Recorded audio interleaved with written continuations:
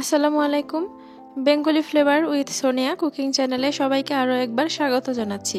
আশা করছি সবাই আল্লাহর রহমতে ভালো আছেন। আজকে আমি আপনাদের ফুলঝুরি পিঠা বা জামাই পিঠা বানিয়ে দেখাবো। আর এই যে আমার হাতে ছাঁচটি দেখতে পাচ্ছেন, এটা কিন্তু পিঠা বানানোর বিভিন্ন ছাঁচ যে দোকানে পাওয়া যায় সেখানে পাওয়া যাবে। তো চলুন রেসিপিটি আপনাদের সাথে শেয়ার করি। প্রথমেই আটা অথবা ময়দা দিয়ে একটা ব্যাটার তৈরি করে নিতে হবে। তার জন্য একটা পাত্র নিয়ে নিয়েছি, আর এর মধ্যে যে যতটুকু বানাতে চাবেন সে অনুযায়ী আটা ময়দা দিয়ে নেবেন। এর কোনো নির্দিষ্ট পরিমাণ নেই। আর চিনির পরিমাণটাও একই রকম, যে যেমন মিষ্টি খেতে পছন্দ করবে সেরকম। আর আটা ময়দা এখানে কম বেশি হলেও একটা ডিম দিয়েই এই পিঠাটা সুন্দর করে বানিয়ে নেওয়া যাবে। তো আমি এখানে সব কিছু মিশিয়ে নিয়ে তার মধ্যে অল্প অল্প করে পানি মিশাবো, আর এটা ভালো করে নেড়ে চেড়ে মিশিয়ে নেব।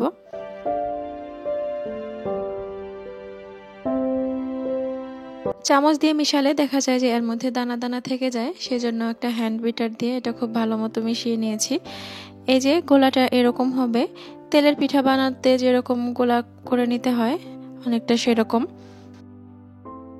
এবারে একটা প্যানে বেশ খানিকটা পরিমাণ সয়াবিন তেল দিয়ে নিয়ে তার মধ্যে ছাঁচটা 1 মিনিট মতন গরম করে নিয়েছি। আর এবার ওই ছাঁচটা এই ব্যাটারের মধ্যে ডুবিয়ে নিতে হবে। তবে খেয়াল রাখতে হবে যে উপরের পাশটাতে যেন কোনোভাবেই এই ব্যাটারটা না লেগে যায়, তাহলে কিন্তু এটা ছাড়ানো যাবে না। আপনারা দেখতে পাচ্ছেন যে আমার ছাঁচের এক সাইডে উপরের দিকে হালকা একটু লেগে গিয়েছে, তো ওটুকু একটা কাঠির সাহায্যে ছাড়িয়ে নিলাম। আর এবারে এই পিঠাটাকে হালকা মাঝারি আঁচে উল্টিয়ে পাল্টে একদম গোল্ডেন ব্রাউন করে ভেজে নেব। এ পর্যায়ে আপনাদের কাছে একটা রিকোয়েস্ট করে নিচ্ছি, আমার ভিডিওগুলি যদি আপনার কাছে ভালো লেগে থাকে তাহলে আমার চ্যানেলটি সাবস্ক্রাইব করতে ভুলবেন না, আর অবশ্যই আমার ভিডিওটিতে একটা লাইক দেবেন। এই পিঠাগুলো ভাজার সময় অনেকক্ষণ এক পাশে না রেখে উল্টিয়ে পাল্টিয়ে ভেজে নিতে হবে, এতে করে দুই পাশ খুব ভালোভাবে ভাজা হবে আর সেই সাথে মুচমুচে হবে।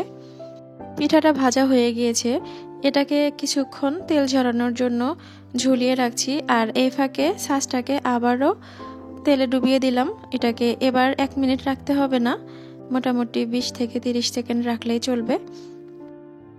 এভাবে করে প্রত্যেকবারই একটা করে পিঠা হয়ে যাবে, আর ছাঁচটাকে গরম করে নিতে হবে। আপনাদের বোঝার সুবিধার্থে আমি আরেকটা পিঠা ভেজে দেখিয়ে দিচ্ছি। এই পিঠাগুলো ভাজা কিন্তু খুব বেশি কঠিন নয়, আর খেতেও অসাধারণ। তো আপনারা অবশ্যই বাসায় ট্রাই করবেন। আজকে এ পর্যন্তই।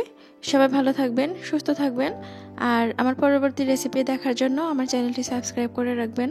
আল্লাহ হাফেজ। আসসালামু আলাইকুম।